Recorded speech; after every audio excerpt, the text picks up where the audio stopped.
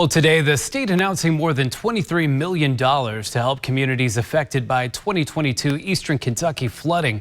The additional money will be provided to 6 cities, 7 counties, and 1 school board in communities trying to rebuild after that devastating flooding. The funding comes from the Eastern Kentucky State Aid for Emergencies Fund established by Governor Beshear in the General Assembly in August of 2022. We might have been knocked down, but we were not knocked out. We were going to get up. We were going to march forward together. And no matter how long it took, we were going to rebuild every home and every life.